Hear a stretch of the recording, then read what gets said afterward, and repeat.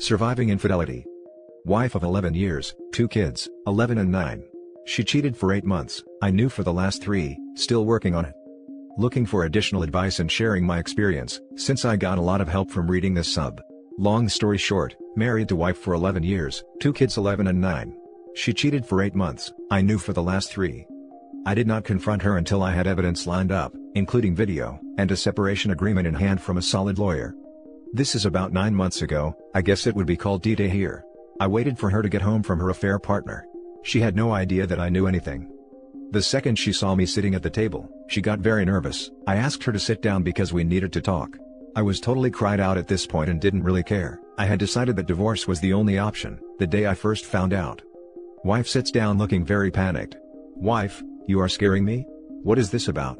Me, I am not here to discuss your infidelity, I know everything. I am here to sort out our separation and divorce. I put my wedding ring on top of the folder with the separation agreement inside and pushed it in front of her. The wife starts bawling, begging, apologizing, pleading. All the usual stuff. We get nowhere. I just toss whatever she comes up with, back in her face. I love you, me, you hurt me the worst I have ever been hurt and sleep with other men because you love me so much? After a couple of hours, I tell her to go to a hotel and that we will continue tomorrow. I tell her if she doesn't sign the separation agreement, I will tell everyone today what she has been doing. I know, signed under duress, but at the time, I just wanted it to end. She ends up signing, she leaves and I receive messages and calls all night. I answer occasionally in one short responses. Mainly, I will not read this message or talk to you until tomorrow afternoon. The next day the severity of the situation has sunk in with her. She begs for another chance, marriage counseling, etc. She will do anything. I informed her that I would file on Monday and that she had 90 days to convince me that divorce is a mistake. I don't know why I offered that. I was weak, I had decided to end it and I just folded. The next day, I had prepared a list of things she had to do. I didn't show it to her, I just told her the list existed and unless she abided by it, we would be no contact apart from the kids and that the divorce would be unstoppable and I would inform everyone of what she had been doing.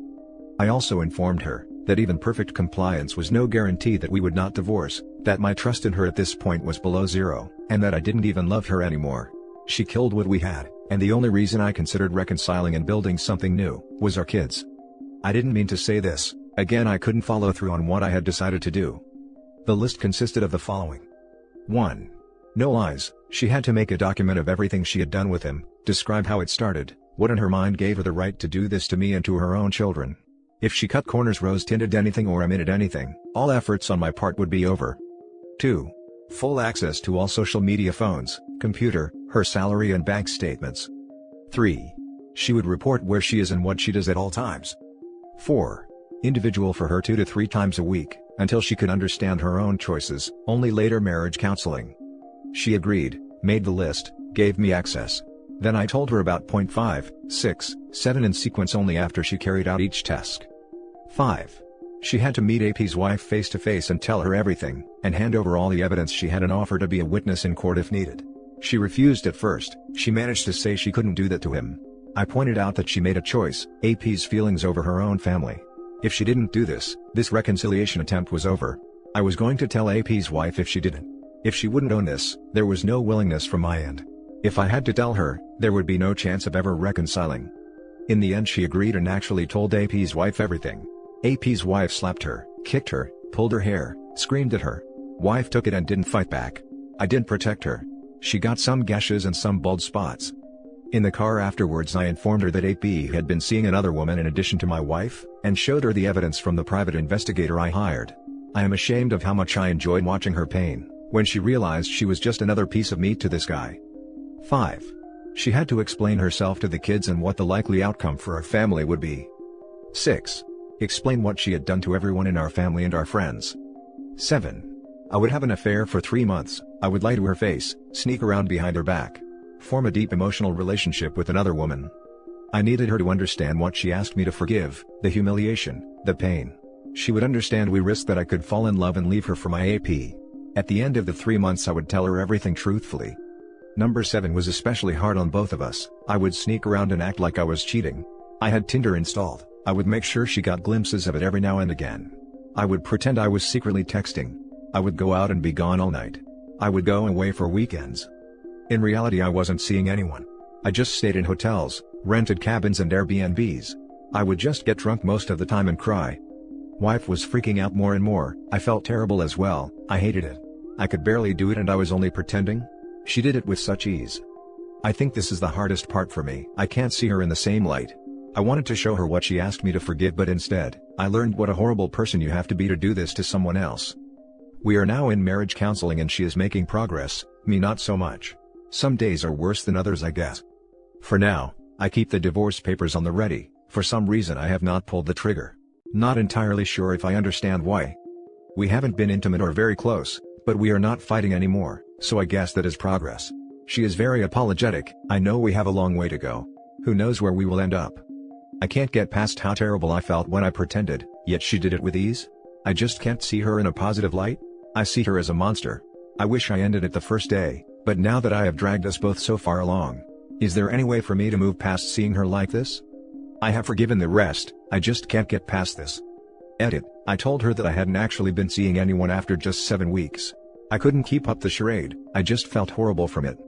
Edit 2, thank you for all the helpful input. I will take my new perspectives, and see if I can make any progress.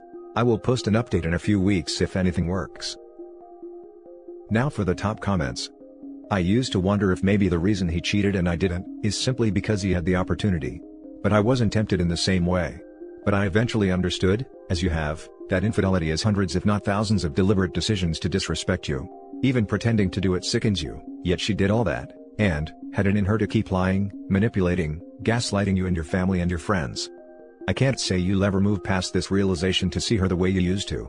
I can say perhaps that's why you've held on to the divorce papers this long, to finish what she started.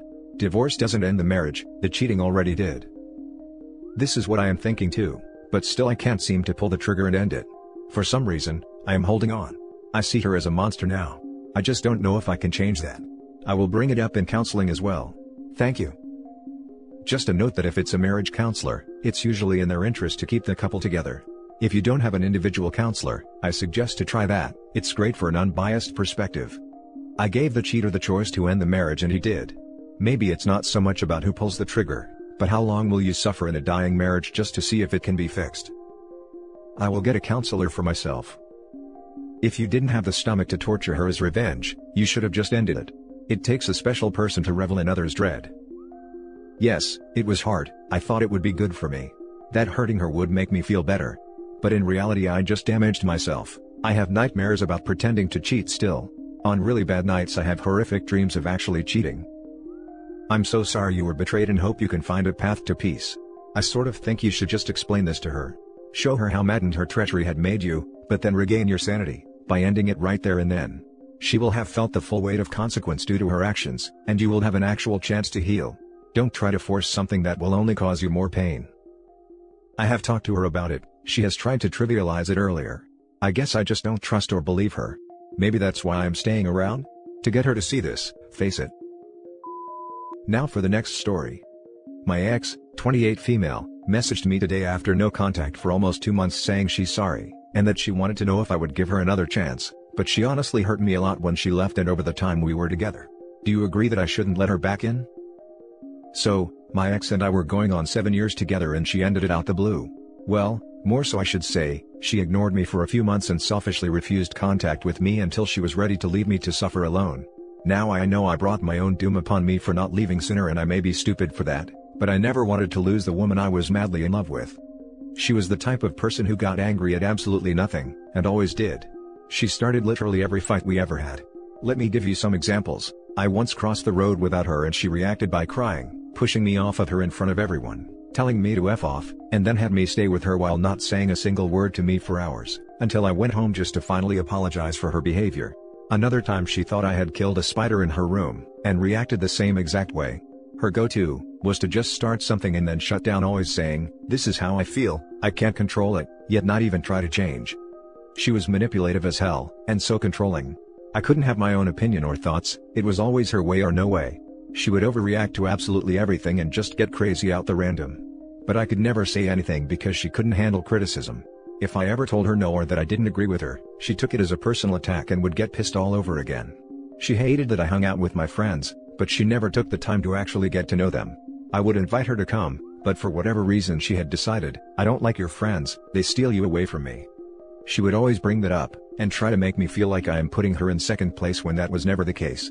She was angry all the time, major problems at home with her alcoholic/emotionally and verbally abusive father, and always took it out on me.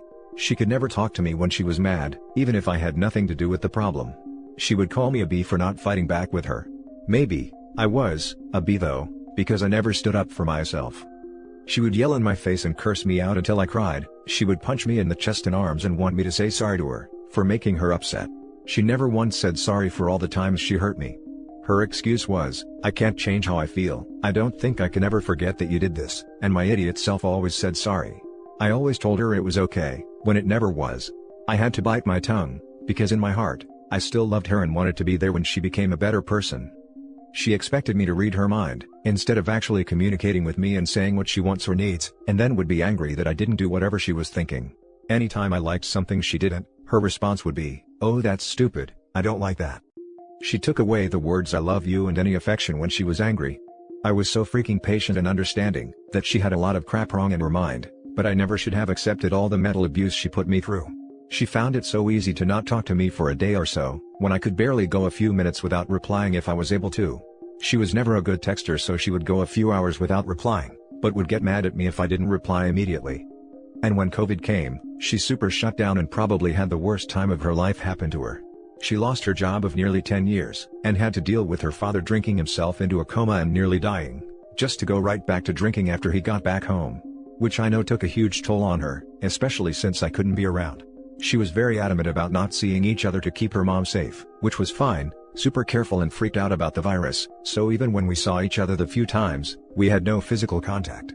Which freaking sucks, because both of us had tested negative. She told me I can't come over anymore and she won't be coming over, and I guess with there not even being a foreseeable end to this pandemic, she convinced herself that there was no point in her waiting for us. But she became even more angry during that time. She would start fights just to have a reason to not talk to me all day. She would be mad at her dad or brother for not social distancing, and just be pissed off at me. She started trying to make me jealous, by continuously telling me how hot some random freaking new musician she started listening to on Spotify was.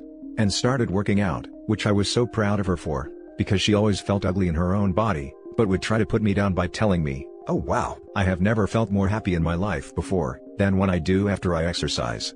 She would also always go through my direct messages on social medias every single day, trying to find something there never was. I didn't have crap going on behind her back, but for some reason, she never trusted me and that crap hurt feeling, like I'm just being accused over nothing. Then the super crazy fights happened. The woman I loved became racist on me? For context, I'm white, she is Latina. When the protests started, she was always saying how they are so stupid. I told her I don't agree with that, and they are for good reason. Now the rioting and looting, yeah, dumb, but the real message being portrayed is a real issue. I told her I would attend a protest in my life, and her immediate reaction was, "Why don't you go find yourself a little black girlfriend then?" I mean, who the absolute hell says such a thing? For the first time in my life I actually was angry. I told her that might be the dumbest freaking thing I've ever heard her say, and she grew a hatred towards me since that day. She started to become super prideful of being a Latina, and she started to do little stupid crap to get me upset, like randomly messaging me, "Oh, by the way, when I get married, I want to take my mom's last name, because I don't want to lose my Hispanic heritage," as if she wasn't always excited and telling me how she can't wait to take my last name.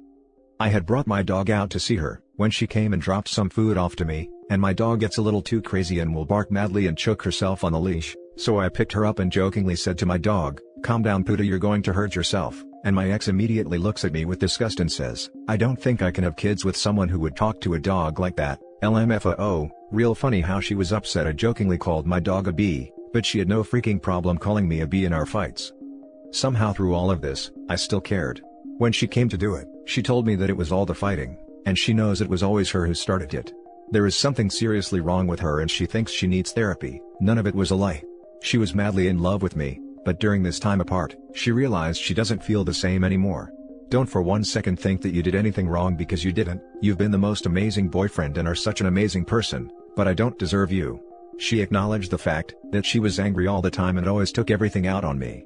And told me, "You love me with all your heart, but I can't give you that. I can't give you the love that you need, that you deserve. You deserve someone who makes you happy, and I know I'm toxic for you." She messaged me yesterday asking if we could talk, saying she was really sorry, and wanted to see if I would want to work things out, but honestly, the damage has already been done. I love her endlessly, but I am no toy. She treated me like crap constantly and I always forgave her. I don't think she deserves another chance in my life. It would be pretty stupid to let her back into my life, right? Now for the top advice. She sounds like a nightmare. The timing suggests she chased someone else, and he sent her back into the dating pool. So, welcome to being her backup plan. You take her back, every bit of pain lost is on you. So, are you that masochistic? A nightmare indeed, one that I don't ever want to fall back asleep into. I probably shouldn't even respond. Why would I willingly drink that poison again? Holy crap. Well, replace 90% of what you wrote, and I endured that for almost 25 years. Wow. I'm white, she's Latino. Well, half. She left me for another guy, but I know for a fact that that guy will dump her in about 60 days. We aren't there yet. I just filed, this is my first day. And she's dating him. I've talked with a lot of friends, females gossip, and he's broken up numerous marriages, and people splitting up. He's a dog, and just going to use her. But I hope karma kicks her in the butt. I won't live my life being abused like that again. Don't go back. Please. Wow man, 25 years dealing with someone like that? I am sincerely sorry you had to go through that for so long. That's so crappy how she left for someone else, but like you said, karma will probably come around and bite her in the freaking butt. I'm glad you got out of that abusive relationship, even if it wasn't really your decision. As for the guy, F that trash. I won't allow myself to be her doormat again. Living life walking on eggshells is no way to live. And that's it for this video guys. If you have thoughts to share, leave a comment below. Don't forget to hit like and subscribe if you like this content. I'll catch you in the next one. Good day everyone.